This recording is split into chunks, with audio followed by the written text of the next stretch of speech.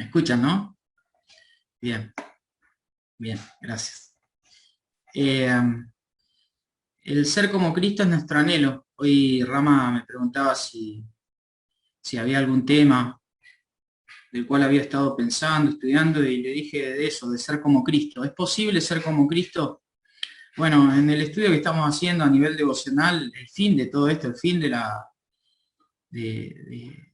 exhortación de la palabra, en toda su amplitud, es que nosotros logremos alcanzar el propósito de ser como Él. Y en el estudio que estoy compartiendo en cuanto al fruto del Espíritu, cada uno de los aspectos que menciona Pablo con respecto al fruto tiene por objetivo que nosotros alcancemos su carácter, es decir, que reflejemos lo que es Él. Es posible, sin lugar a dudas, es un proceso en cada uno de nosotros que no creo que sea así, digamos, como en una proporcionalidad hacia arriba. Quizás nuestra vida a veces va de esta forma, ¿no? Pero más allá de eso es la labor de Dios en nosotros el hacernos como Él. Como Él, decíamos y lo repetíamos al final 3 veces porque queremos ser como Él, ¿no? Ese es nuestro deseo.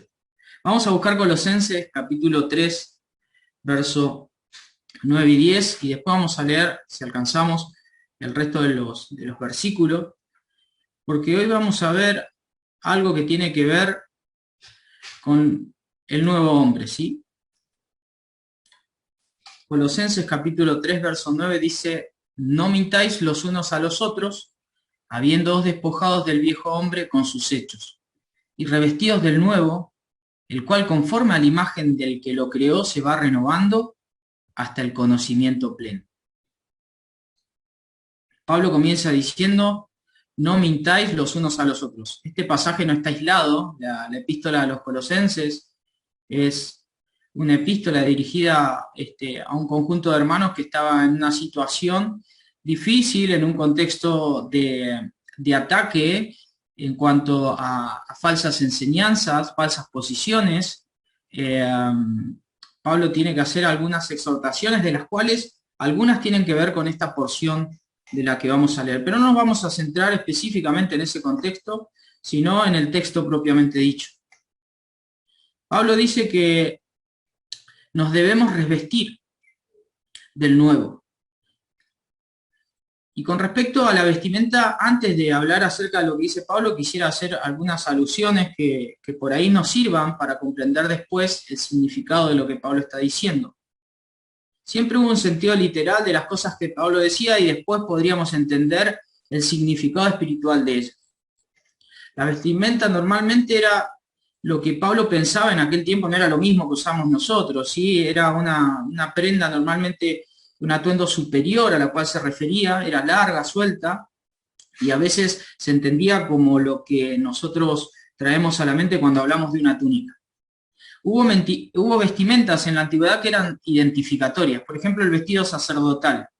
Ellos llevaban una túnica santa, lo dice en Éxodo 28, y esta se acompañaba, digamos, en el sacerdocio del resto de los pectorales y entre otras cosas que usaban los sacerdotes. En el momento de la aspersión de la sangre en el altar, tanto ellos como sus ropas eran santificados. Esto está en Éxodo capítulo 29. También había un vestido de real o de realeza en Segunda Crónicas. Se menciona en el capítulo 18 que el rey de Israel y el rey de Judá estuvieron juntos y sus ropas eran ropas de realeza. Es decir, había una identidad en su vestimenta que la gente distinguía como una autoridad. Nadie se podía parar delante del rey entendiendo de acuerdo a esa vestimenta como si el rey fuese una persona normal en la antigüedad. Había vestidos de estatus también. Jesús menciona que los escribas se paseaban con túnicas largas y sueltas, esperando un reconocimiento u honor especial, que no tenía nada que ver con lo espiritual, pero ellos se vestían de esa forma. Lo mismo Pablo exhorta a que la vestimenta sea honrosa, que no llame la atención, porque a veces a través de la vestimenta se traducía esto de querer imponer cierto estatus. Hay una vestimenta filial que Jesús menciona allí en Lucas capítulo 15, cuando habla acerca del hijo pródigo. el Hijo es vestido con una nueva vestimenta y es incorporado no como un siervo, sino como hijo. Y esto trae un significado también, ¿no? Porque este es mi hijo muerto, era, dice, y ha revivido, se había perdido y es hallado. Ahora también esta vestimenta que tiene una condición identificatoria y fue común en la época antigua, no anduvo desnudo el hombre, excepto allí en los comienzos antes del pecado. Hay un sentido también metafórico y simbólico tras la vestimenta. Pablo utiliza muchos textos, de hecho Pedro también habla acerca de algunas cuestiones. Por ejemplo, en Romanos 13:14 dice vestidos de Cristo. En Galas 3:27 dice revestidos de Cristo. En Efesios 4:24 va a decir vestidos del nuevo hombre. En Romanos, en Efesios 6, Osvaldo ha hablado acerca de este tema, vestidos de toda la armadura de Dios. No sé si recuerdan. Colosenses capítulo 3, de esto que estamos leyendo, vamos a ver que nos debemos revestir del nuevo hombre, vestirnos como santos y escogidos de Dios, vestidos de amor, que es el vínculo perfecto. Finalmente Pedro se va a colar ahí, va a decir, revístanse de humildad, en la primera carta, capítulo 5, verso 5. Así que hay un sentido simbólico en el hecho de la vestimenta que tiene que ver con nuestra salvación y que tiene también que ver con nuestra vida presente. Revestirnos en este momento de Cristo tiene que ver con lo que soy en Él, con las bendiciones que Él me ha dado y cómo debo moverme en esta vida presente. Ahora también hay un sentido de vestimenta que tiene que ver con la salvación en relación a lo futuro.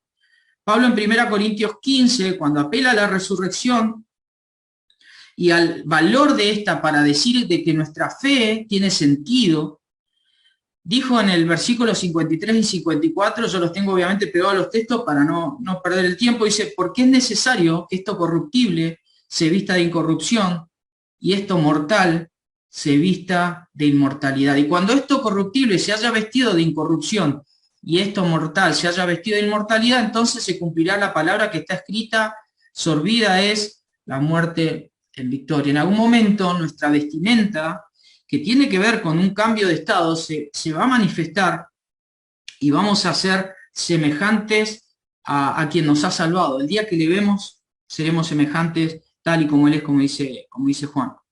En Apocalipsis se nos dice que todos los que salgan vencedores serán vestidos de blanco. Nunca borraré su nombre del libro de la vida. En Apocalipsis 7 se nos dice, después de esto miré y aquí una gran multitud, la cual nadie podía contar, de todas las naciones y tribus y pueblos y lenguas que estaban delante del trono y en la presencia del Cordero. Y dice, vestidos de ropas blancas y con palmas en las manos. Y ellos clamaban a gran voz diciendo, la salvación pertenece a nuestro Dios, que está sentado en el trono y al Cordero. Esta vestimenta, entonces, que tiene toda una cuestión real y tiene su simbolismo y además tiene que ver con una explicación espiritual, nos habla acerca de que Dios en nosotros ha restaurado la imagen de Cristo en nuestra vida. Y en este sentido, Pablo en Colosenses va a aludir a mucho de lo que hay en Génesis. Y quiero que hagan memoria de lo que hemos aprendido en cuanto a la creación en los primeros 3 capítulos y la caída del hombre. Hay un trasfondo en Génesis. Pablo dice y habla acerca de, en el verso 10, y revestidos del nuevo. Habla del viejo hombre en el 9, y cuando dice revestidos del nuevo, está apelando a eso, está implícito, habla acerca del nuevo hombre. Y en Génesis capítulo 1, versos 26 y 27 encontramos que Dios dijo, hagamos al hombre a nuestra imagen conforme a nuestra semejanza. Y en el verso 27 dice, y creó Dios al hombre a imagen de Dios los creó. Nosotros sabemos por Colosenses que Cristo es la imagen del Dios invisible, eso lo dice en el verso 15. Él es la imagen del Dios invisible, el primogénito de toda creación. Nuestra primera identidad, si recordamos quiénes éramos antes de Cristo, fue con Adán y Eva. Ellos fueron corona de la creación, pero cayeron y corrompieron esa imagen que Dios había establecido en ellos. Así es que Dios restaura esa intención inicial que tuvo a través de Cristo.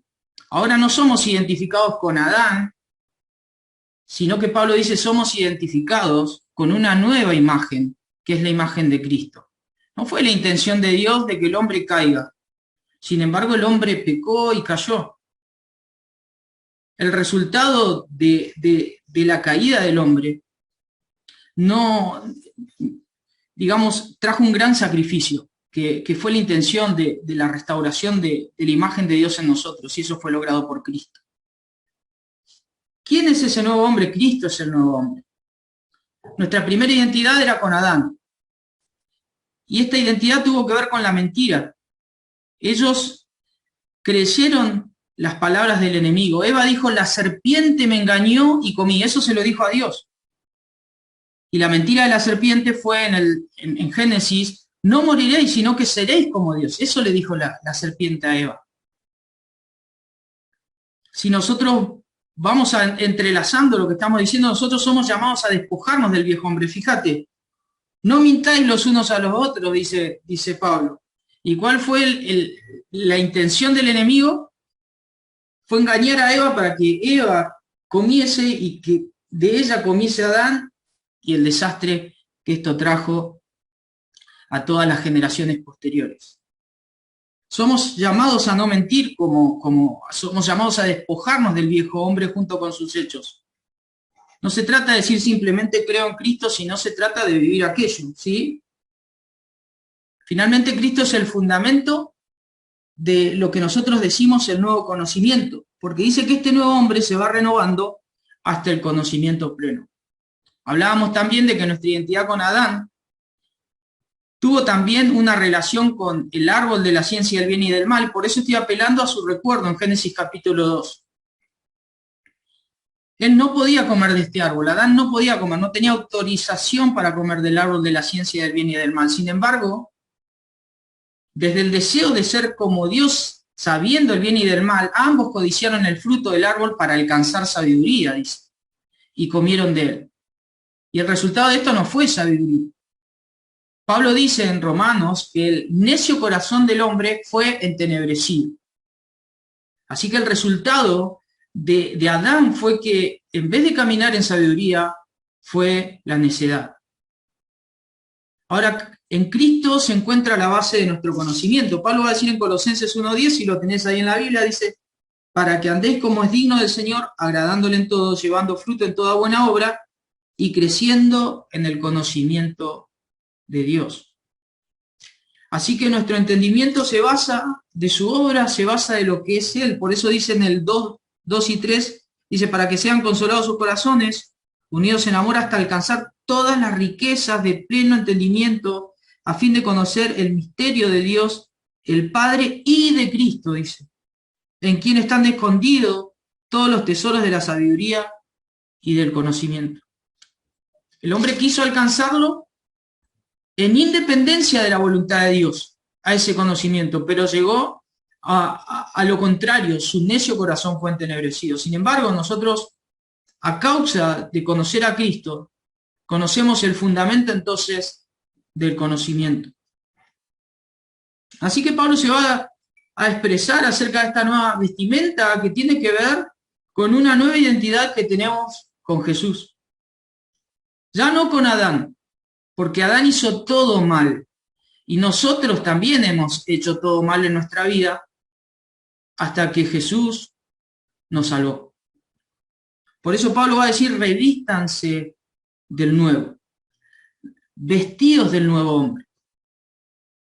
Yo no sé si se acuerdan también en Génesis 3, que nuestra identidad con Adán y su caída fue en su desnudez. Y hace poco me acordaba, mientras estudiaba esto, el mensaje de Moisés, ¿no? Acerca de ese detalle en cuanto al Señor Jesucristo. Ellos se supieron desnudos en el momento en que pecaron y trataron de hacer ropas cosiendo hojas de higuera. Y aún así, no bastó esto porque ellos se escondieron de Dios. Porque aún con esas ropas que cubrían su desnudez, igual estaban desnudos. La vergüenza parecía no tener vestido que los tape. Y Dios es quien responde a esa desnudez, dándoles un vestido de pieles de animales. Eso está en Génesis 3:21. Hermanos, Cristo es la base para que la vergüenza de nuestro pecado sea perdonada y cubierta por la vestimenta renovada que Él nos ha dado, para que seamos así nuevas criaturas. Revístanse del nuevo. Nuevo no porque simplemente somos nosotros, sino porque es Cristo en nosotros. Y es nuevo también porque se renueva hasta el conocimiento pleno. Nuestra identidad con Adán es que él fue expulsado del huerto del Edén y todo lo que para él había sido una bendición, fuera del huerto del Edén iba a ser trabajoso hasta que él vuelva al polvo, hasta que muera, dice en Génesis 3, 17 al 19. Sin embargo, en Cristo la plenitud del conocimiento que tenemos y participamos no es solo un nuevo estado, también implica algo que vamos a obtener, no significa algo presente, es decir, no gozamos de Cristo como algo aquí solamente, sino que gozamos de Cristo en un sentido perpetuo, para siempre. Por eso Pablo va a decir en Colosenses 1:27, dice, a quienes Dios quiso dar a conocer las riquezas de la gloria de este misterio entre los gentiles, y aclara que es Cristo en vosotros, la esperanza de gloria. Vestido que transforma nuestra vida presente, pero que claramente es un vestido que tiene, digamos, un carácter profético en un sentido de herencia. Recibiremos en algún momento la gloria cuando estemos con Él. Por eso Pablo lo va a decir varias veces. En el capítulo 1, verso 12 de Colosenses dice, con gozo, dando gracias al Padre que nos hizo aptos para participar de la herencia de los santos en luz. No es simplemente una cuestión aquí y ahora, sino que tiene un sentido de eternidad. Colosenses 3:24 dice, sabiendo que del Señor recibiréis la recompensa de la herencia, porque a Cristo el Señor servís. Esperamos algo y nuestra vestimenta en Cristo tiene un significado eterno. Como nuevos hombres, revestidos como nuevos hombres por Cristo, Pablo va a hablar acerca de unas características que va a comenzar a mencionar desde el verso 10 en adelante. Lo primero que va a decir Pablo es que este nuevo hombre tiene una posición, una nueva posición. Dice, y revestidos del nuevo. Hablamos del nuevo porque representa esta nueva vestimenta nuestra relación con Cristo. En 2 Corintios 5:17 Pablo dijo, de modo que si alguno está en Cristo, nueva criatura es. Estar en Cristo es ya no estar en Adán. Aunque es cierto que envejecemos como Adán y que luchamos con la naturaleza que traemos en él, ya no estamos en él. Ya no debería reinar esa naturaleza mortal en nosotros. En contraste, se establecen otros principios basados en la obediencia de Cristo, como Pablo escribió en Romanos capítulo 5. Toda la transgresión en Adán, pero todo el beneficio que viene a través del Señor. La gracia y la justicia vinieron a través de Él. La pregunta es, entonces, ¿por qué pecamos? Eso es una pregunta que siempre surge. ¿Por qué si hemos sido revestidos del nuevo, por qué todavía hay en nosotros destellos de lo que éramos antes? ¿Por qué eso está inherente? ¿Por qué sigo tropezando?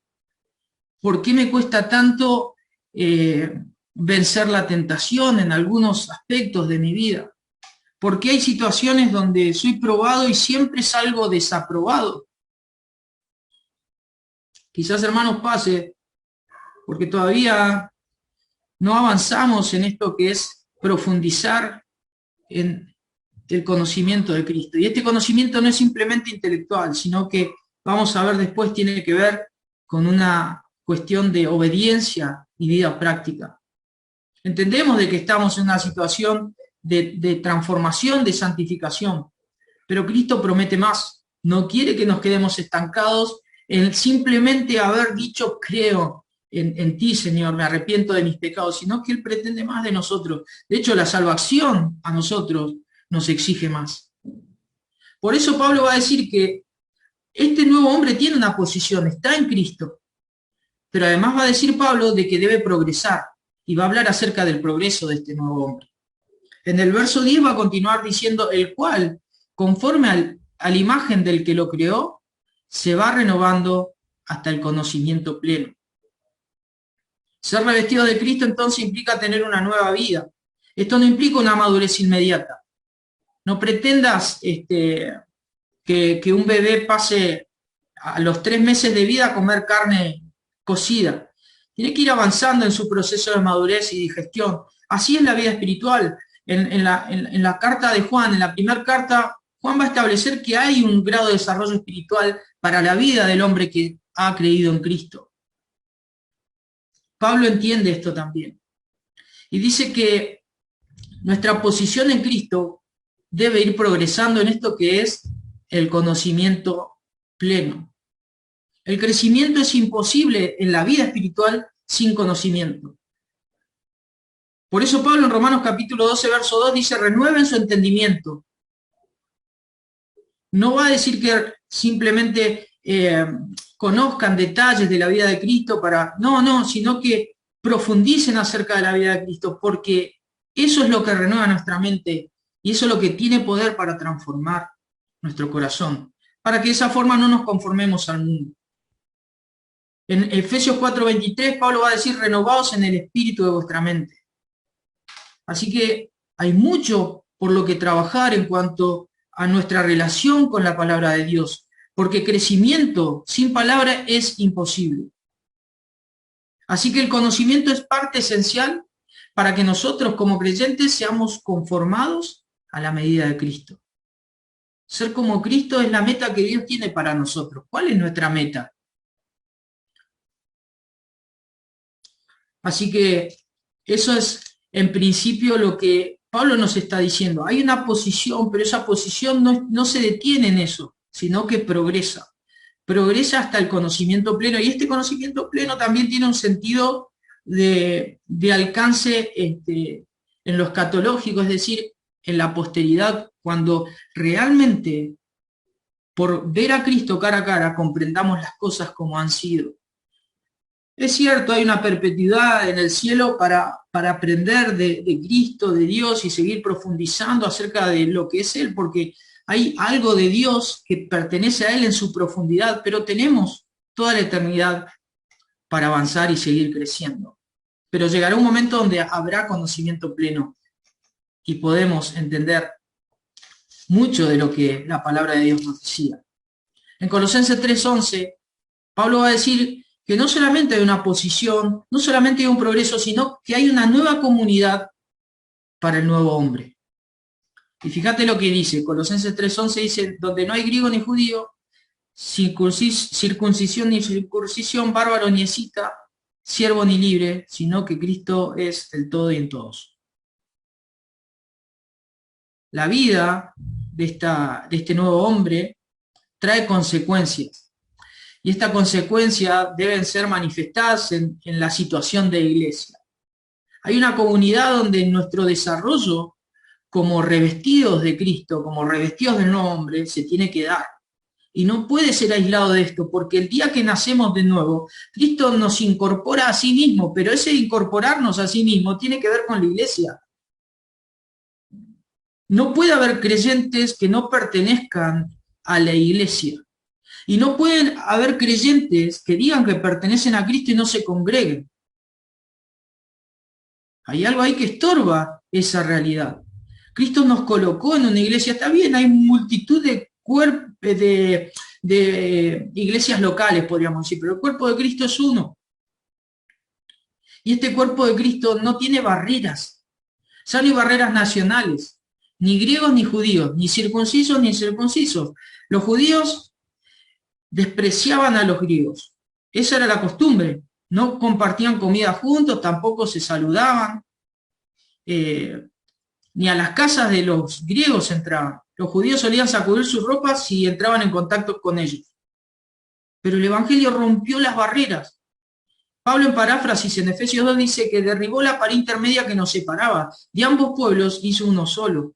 Ya no hay una barrera nacional, no importa, hermano, dónde naciste. Si en Bolivia, si en Chile, o si naciste acá o en otro lado del planeta, diría. No hay barreras culturales, no hay bárbaros ni escita. Los judíos y griegos también solían mirar con cierto desprecio a este conjunto. Los bárbaros fue un término que se asociaba a las personas que tenían un dialéctico desarticulado y que hasta parecía que tartamudeaban. Era una forma en la cual se cargaban entre ellos. Cuando hablaban mal se decía, pareces un bárbaro. ¿Eh? Ya no hay barreras culturales. Los escitas eran una clase de bárbaros extremistas, digamos. Si uno era una bestia, el otro era terriblemente bestia. ¿Por qué razón? Porque la cultura de estos hombres era belicosa, era salvaje. Eran invasores y dominaron en un periodo Asia, y los escitas, dice que bebían sangre, hacían servilletas con el cuero cabelludo de la gente, solían hacer con los cráneos vasijas o platos para comer. Cada vez que se hablaba de ellos, de los escitas, se pensaban en personas totalmente desagradables. Pablo los utiliza para decir de que ya no hay barrera cultural en la iglesia. Finalmente tampoco hay barrera social, porque tanto el libre y el esclavo están ahí. Filemón y Onésimo.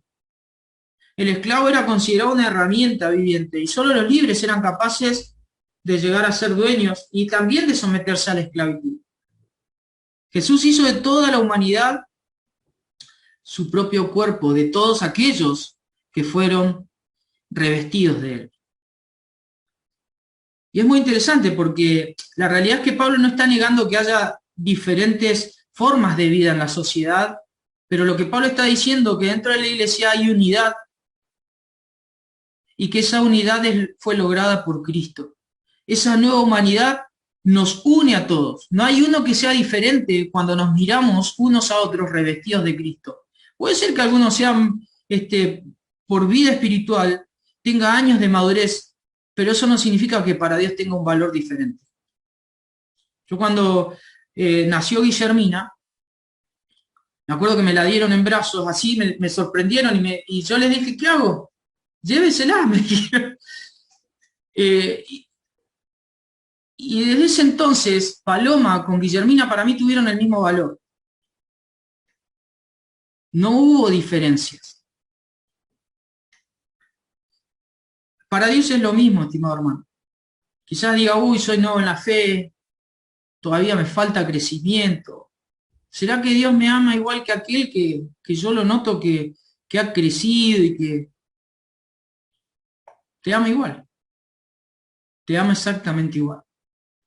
Y Dios te ha colocado en una iglesia para que haya diferentes, en las diferentes edades espirituales tengas motivación para llegar a vivir una vida santa. Por eso nos ayuda a la vida congregacional. Y no solamente hay una comunidad para el nuevo hombre, sino que también hay un proceder para el nuevo hombre. Pablo va a decir en el 12 y en el 13, vestidos pues como escogidos de Dios, y va a decir nuevamente vestidos, santos y amados, de entrañable misericordia, de benignidad, de humildad, de mansedumbre, de paciencia, soportándonos unos a otros y perdonándoos unos a otros, si alguno tuviere queja contra otro. De tal manera que Cristo os perdonó, así también hacedlo vosotros. Fíjate que vestirse del nuevo tiene que ver con esta nueva vestimenta, con las características del carácter de Cristo. Cuando Pablo se refiere a santos y escogidos, tiene que ver con, como escogidos de Dios, tiene que ver con el plan de Dios, tiene que ver con la elección divina. No me gusta detenerme mucho en este detalle, pero tiene que ver con el plan de Dios universalmente y en su providencia para los que están dentro de ese plan, los salvos. Y nosotros nos tenemos que identificar con Dios. Vestirnos como escogidos significa manifestar estos dos principios que son vitales, la santidad y el amor. La santidad que tiene que ver con ser atraídos hacia Dios, ser apartados para Él. Y si soy apartado de Él, por lo tanto, todo lo demás se convierte en profano, ¿sí? En idolatría. Dios es diferente al mundo y pretende que nosotros también vivamos de esa forma. Y si estamos en el mundo, no es para ser como el mundo, sino para que seamos luz y sal. Tiene que ver con una identidad del ser vestido. Dice que esta vestimenta tiene que ver con santidad y tiene que ver con amor. El amor de Dios se manifestó hacia nosotros, sus escogidos. Pero ese amor no es diferente al incrédulo, no es diferente al enemigo, no es diferente al que no se lo merece. Dios ama a todos, pero pretende que nosotros también mostremos esa característica de amor. Y él va a decir que esta vestimenta, que es particularmente eh, eh, esencial en aquellos que han creído, que tiene que ver también con cuestiones prácticas. Y vestirnos tiene que ver nuevamente con cubrirnos, y él va a decir, vístanse de entrañable misericordia. Es decir, si van a ser misericordiosos, que surja desde lo profundo, desde la entraña, ¿sí? Desde allí adentro, que no sea algo superficial. Vístanse de benignidad, es decir, si van a mostrar bondad hacia las personas, que no sea con dureza. Recuerden lo que dijo Cristo, mi yugo es fácil y ligera mi carga. Jesús no le imponía cargas pesadas a las personas como lo hacían los fariseos. Eso es un trato lleno de benignidad de parte de nuestro Señor, sabiendo todas las limitaciones que nosotros tenemos. También Pablo va a hablar acerca de humildad. Esta virtud se contrasta con el egocentrismo que eleva el ego personal y nos lleva al egoísmo. La humildad es totalmente diferente. Es un valor que Dios no resiste. De hecho, Dios da gracia a los humildes. Esto dice en Efesios 4:2, en Filipenses y en 1 Pedro 5:5. Es un principio. Pero para ser humildes hay que pensar que uno no lo es. Porque cuando uno se cree que es humilde, ha perdido la humildad. Así que hay que vivirlo. Hay que vivir bajo este principio. Pablo va a decir también la mansedumbre o la fuerza bajo control de la que hoy mencioné. Y va a hablar también acerca de la paciencia. La paciencia, que tiene dos aspectos. Uno tiene que ver con anchura de ánimo en relación a no reaccionar hacia los demás. Pero también Pablo utiliza otro término que puede ser valedero mencionarlo, que es la resistencia, el upomone, que significa simplemente soportar las situaciones difíciles, sin llegar al desaliento. Así que la paciencia tiene que ver no obrar con ira ni con venganza ante personas que nos ponen en situaciones de aprieto, y ante las situaciones de aprieto no amedrentarnos y no desalentarnos, confiar en nuestro Dios, tener fe activa en Él. Va a hablar acerca de soportarnos y perdonarnos, y esta palabra parece media difícil porque cuando nos miramos la cara, alguno capaz que sienta que yo soy insoportable en algunos sentidos. ¿Por qué no? No tengo por qué ser el mejor de todos. Pero Pablo dice que nos debemos soportar. Esto para que podamos resistir y perdurar en nuestras relaciones. No buscar vengarnos, todo lo contrario. Y finalmente Pablo dice perdonarnos unos a otros, un perdón mutuo. En esta nueva teoría del escrache, estas palabras de Pablo parecen ser contraproducentes a la cultura que se está imponiendo en el mundo actual. Nadie niega que el valor de la justicia humana sirva para poner las cosas bajo regla. Y no está mal esto. El problema es que tras la ambición de una pseudo justicia humana hay un deseo inherente de venganza. Se busca la venganza, no el perdón, a través de la justicia humana. Pablo, y a través de él, Dios nos dice a nosotros que debemos soportarnos y perdonarnos. Realmente Pablo va a hablar acerca de un vínculo perfecto y hay un modelo de perfección de nosotros. En el 14 dice, sobre todas estas cosas, vestido de amor, que es el vínculo perfecto. El amor es fruto del Espíritu Santo. Y el amor, como dijo Pablo en Romanos 13:10, no le hace mal al prójimo, hermanos. Así que cuando amamos, debemos buscar el bien. Cristo, cuando vino al mundo, mostró el gran amor de Dios, y ese amor se basó en un bien eterno para nosotros. El amor es la base por la cual Dios acepta todo lo que hacemos. Cuando hago las cosas sin amor, dice en 1 Corintios 13, sueno mal. Sueno como un instrumento desafinado. Y a Dios eso no le agrada.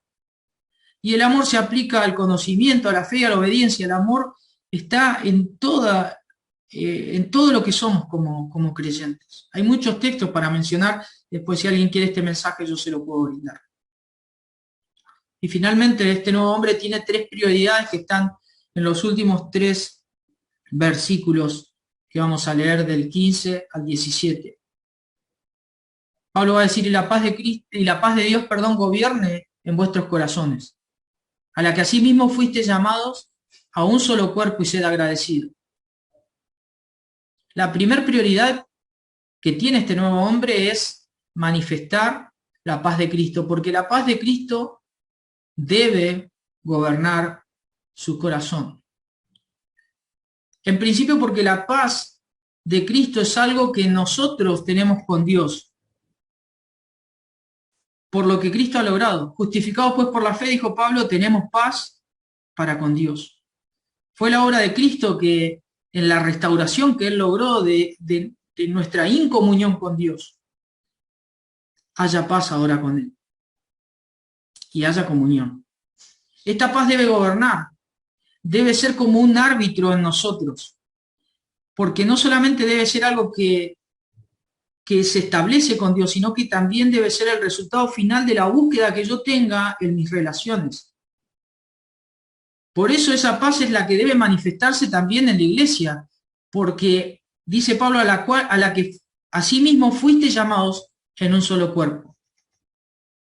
Esa paz debe ser relacional y debe manifestarse entre nosotros. A veces hay situaciones ásperas entre nosotros. Y es normal porque somos seres humanos y podemos estar en desacuerdos. Pero Pablo dice que debe gobernar la paz, debe gobernar el amor. Así que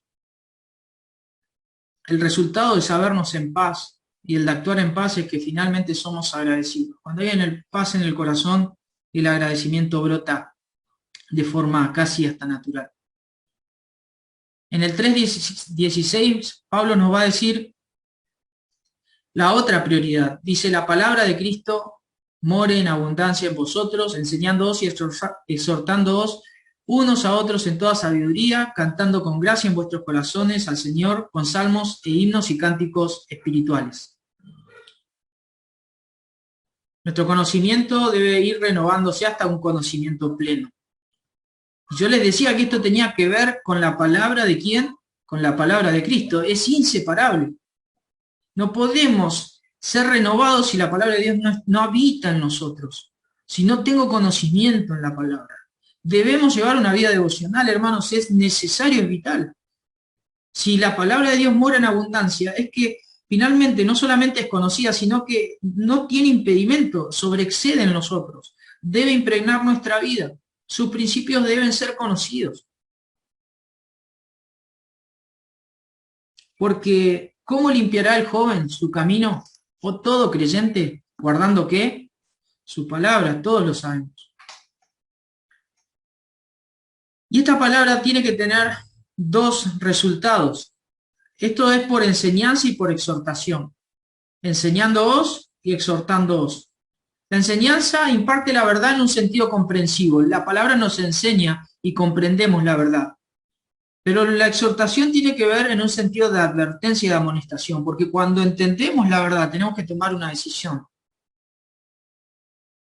El resultado es cuando tomamos una decisión coherente con lo que la palabra de Dios nos exhorta, entonces surge la canción en nosotros.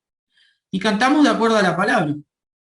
Está bien, nosotros no tenemos salmodía exclusiva como hay muchos que enseñan que si no cantas los salmos estás pecando, no es necesario. Pero cantamos conforme a la palabra de Dios. Y todo lo que cantamos hoy tiene que ver con los principios que la palabra de Dios enseña. Y finalmente, la última prioridad tiene que ver con lo que dice el 17. Y todo lo que hacéis, sea de palabra o de hecho, hacedlo todo en el nombre del Señor Jesús, dando gracia a Dios Padre por medio de Él. Finalmente, la última prioridad es el nombre de Cristo. Si la vestimenta que nosotros decimos tener es Cristo, en efecto, entonces todo lo que vamos a hacer tiene que ver con su nombre, estimados hermanos. Nuestra vida lo va a manifestar. Su nombre apunta a la gloria, no solamente a la gloria de esta nueva vestimenta, porque Dios nos va a transformar, sino también que apunta a la esperanza que tenemos, la esperanza de gloria.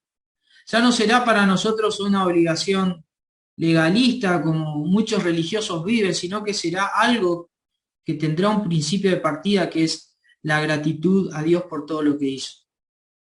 Fíjate la bendición que tenemos en Cristo ante la situación que traíamos y que vivíamos y que manifestábamos en Adán. Bueno, que esto sea de bendición para tu vida, como lo ha sido para la mía, y que nos ayude quizás en nuestra meditación para el día de mañana, el agradecer lo que Cristo ha hecho y lo que ha logrado para nuestro antes y después de Él. Así que el Señor les bendiga.